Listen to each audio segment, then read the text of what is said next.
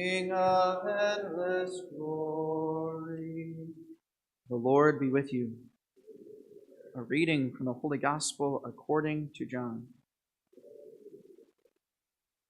Reclining at table with his disciples, Jesus was deeply troubled and testified, "Amen, amen, I say to you, one of you will betray me." The disciples looked at one another at a loss as to whom he meant. One of his disciples, the one whom Jesus loved, was reclining at Jesus' side. So Simon Peter nodded to him to find out whom he meant. He leaned back against Jesus' chest and said to him, "Master, who is it?" Jesus answered, "It is the one to whom I hand the morsel after I have dipped it." So he dipped the morsel and took it and handed it to Judas, son of Simon the Iscariot. After Judas took the morsel, Satan entered him. So Jesus said to him, "What you are going to do, do quickly." Now none of those reclining at table realized he had said this to him. Some thought that since Judas kept the money bag, Jesus had told him, "Buy what we need for the feast, or to give something to the poor." So Judas took the morsel and left at once, and it was night. When he had left, Jesus said, "Now is the Son of Man glorified, and God is glorified in him. If God is glorified in him, God will also glorify him in himself, and he will glorify him at once. My children, I will be with you only a little while longer. You will look for me, and as I told the Jews, where I go you cannot come, so now I say it to you." Simon Peter said to him, "Master, where are you going?" Jesus answered him, "Where I am going, you cannot follow me now, though you will follow later." Peter said to him, "Master, why can I not follow you now? I will lay down my life for you." Jesus answered, "Will you lay down your life for me? Amen, amen, I say to you, the cock will not crow before you deny me 3 times." The Gospel of the Lord.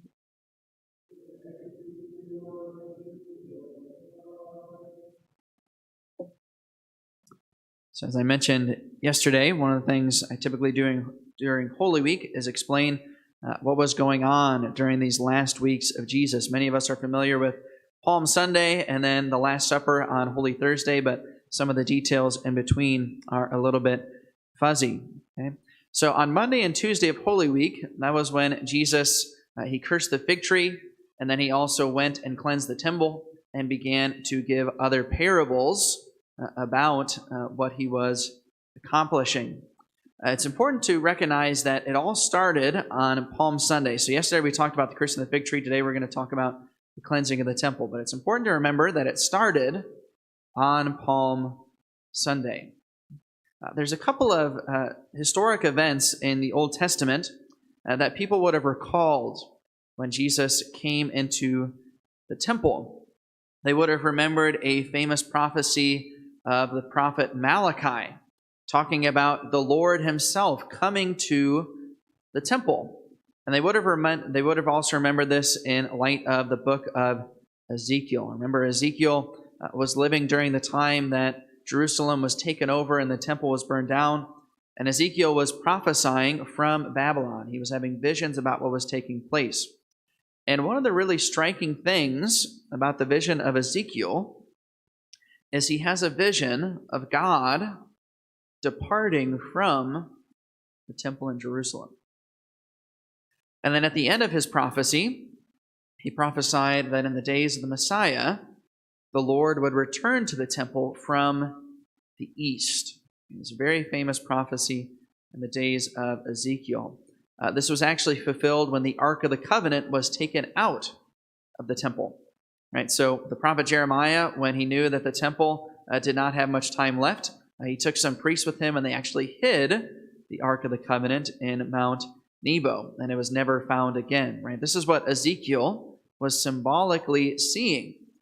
When the Ark of the Covenant left the temple, that was symbolic of the fact that God was departing from the temple. But Ezekiel prophesied that the Lord would come back.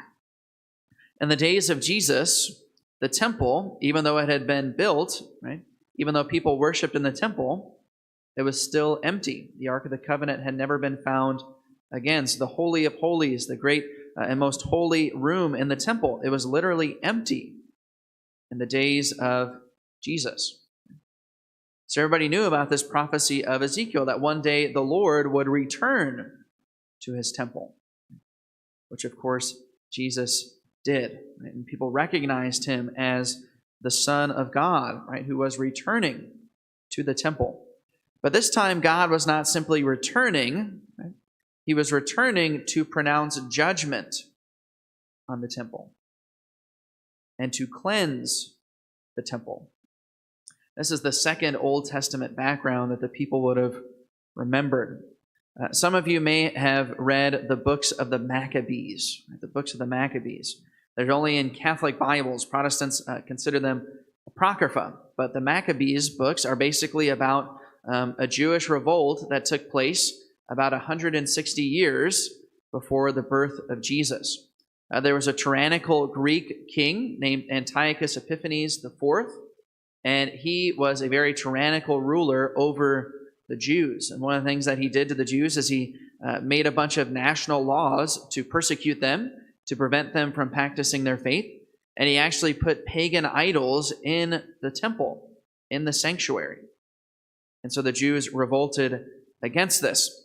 3 years after their revolt began, they were able to cleanse the temple. And this is where we get the Feast of Hanukkah that Jews celebrate still today. But one of the things that was really interesting about what took place when they went and rededicated the temple is that one of their generals named Simon, he became the new high priest in the temple in order to cleanse it.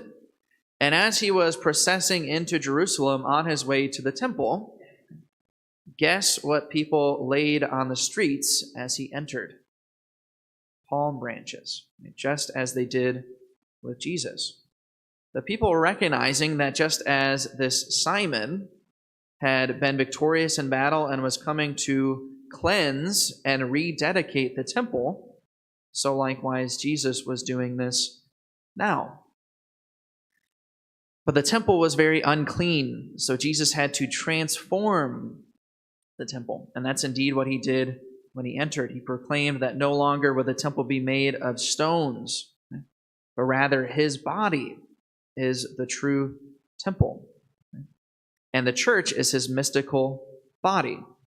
That is the new and everlasting temple. It is the church. Something that I think is very striking about what Jesus did in the temple, right? Something that maybe it would be well for all of us to be considering, especially during this Holy Week. The reason why Jesus went into the temple and he turned over all of the tables and he made whips of cords is because the temple needed to be cleansed. The temple was no longer a bridge for people to encounter God, but rather the people running the temple had become an obstacle to people coming to God. Where Jesus turned over the tables of the money changers, it was in the court of the Gentiles. It was where you didn't have to be Jewish and you could come and pray in the temple. And sure enough, the Jewish merchants had completely set up shop there. They were literally an obstacle to the nations coming to know God. And it made Jesus extremely angry. And I do wonder if that's something that each of us should be reflecting on.